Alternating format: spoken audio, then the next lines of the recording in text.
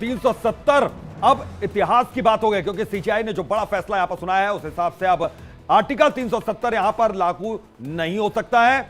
और 370 पर फैसला आया उससे पहले देखिए जम्मू कश्मीर में हाई अलर्ट किस तरीके से नजर आ रहा है। सोशल मीडिया पर भी एजेंसियां लगातार नजर रख रही हैं ताकि किसी भी तरह के रूमर्स, किसी भी तरह की अफवाहें न फैलाई जा सकें और जो शांति इस वक्त घाटी में बनी हुई है उस शांति व्यवस्था को कोई भी न बिगाड़ सके, इस पर भी पूरी नजर है। यहां पर सुप्रीम कोर्ट ने कहा कि अनुच्छेद 370 हटाना पूरी तरीके से संवैधानिक है, संविधान के दायरे में है और जम्मू कश्मीर में भारत का संविधान पूरी तरीके से लागू होता है।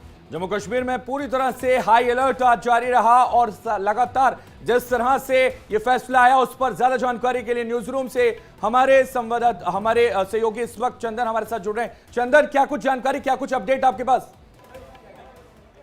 बिल्कुल, देखिए अब तक क्या क्या बड़ी टिप्पणियां सुप्रीम कोर्ट की तरफ से और खास करके मुख्य न्यायाधीश डीवाई चंद्रचूड़ की तरफ से की गई है वो हम आपको बता रहे हैं। और देखिए सबसे बड़ी टिप्पणी ये है कि जिस तरीके से अनुच्छेद 370 को हटाने का फैसला कायम रहेगा ये कहा गया है यहां सीजीआई चंद्रचूड़ की तरफ से। साथ ही साथ केंद्र का अनुरोध 370 हटाने का फैसला बरकरार रहेगा अनुच्छेद 370 को। और साथ ही साथ यह भी कहा गया कि राष्ट्रपति को अनुच्छेद 370 पर फैसले का अधिकार जो है वो संविधान ही देता है। और साथ ही साथ विलय के बाद जम्मू कश्मीर संप्रभु राज्य नहीं था और 370 को जो हटाया गया है वो सही प्रावधानों के तहत नहीं हटाया गया, ये भी एक बड़ी टिप्पणी की गई है। और कहा गया कि केंद्र को हर उसके फैसले को चुनौती देने की मानसिकता सही नहीं है और अनुच्छेद 365 में राष्ट्रपति को यह शक्ति है कि वो 370 के संबंध में फैसला ले सके और राज्य की जगह केंद्र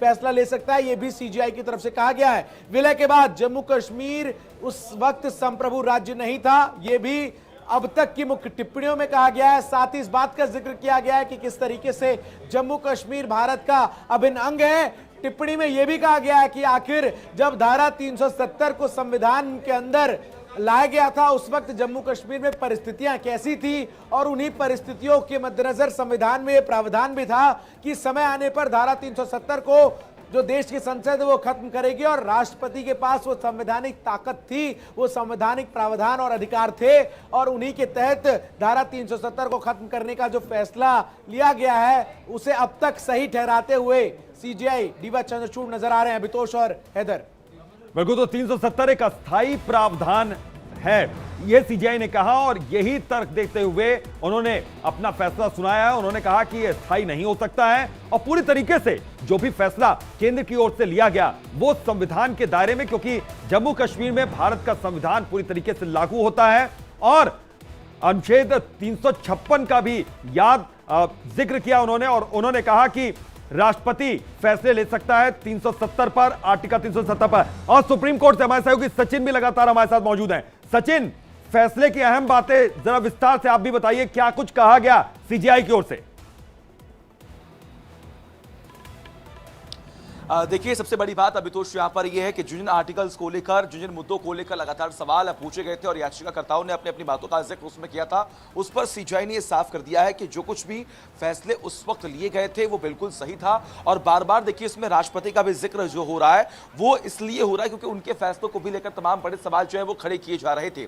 लेकिन शुरुआत में इस बात का जिक्र किया गया कि जब वॉर का सिचुएशन था जम्मू कश्मीर में, उस वक्त जो कुछ भी सिचुएशन के आधार पर फैसले लिए गए थे वो बिल्कुल अस्थायी थे। लेकिन उसके बाद देखिए किस तरीके से यहां पर अब सीजीआई ने एक एक करके तमाम जो बातें हैं वो रखी हैं, 3 जजों का जो फैसला था उसे क्लब करके तमाम बताया और इस बात का भी जिक्र कर दिया कि केंद्र सरकार ने जो कुछ भी फैसला लिया था वो बिल्कुल सही था।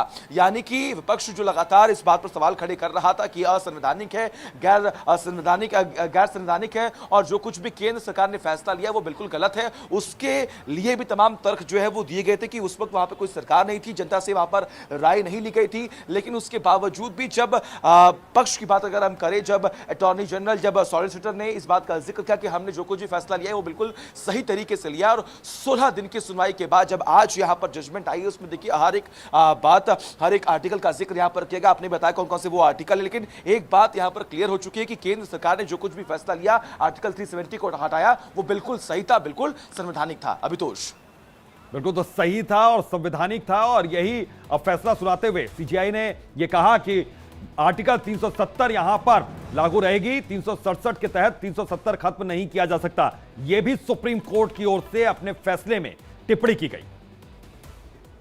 तो 367 के तहत खत्म नहीं करना सही था, ये सुप्रीम कोर्ट ने कहा। अनुच्छेद 370 पर सुप्रीम कोर्ट का यह बड़ा फैसला, और जिस तरह से लगातार हम बता रहे हैं, क्योंकि सुप्रीम कोर्ट के फैसले पर सभी की निगाहें सुबह से टिकी हुई थी। केंद्र सरकार का ये जो फैसला था 370 को हटाना, उसको बरकरार माना गया है।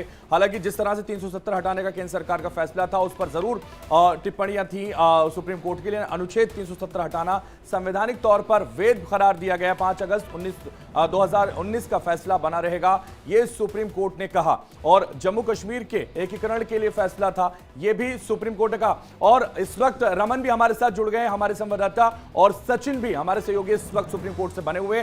सचिन, वापस आपके पास आएंगे, क्योंकि जिस तरह से आर्टिकल 370 को लेकर सभी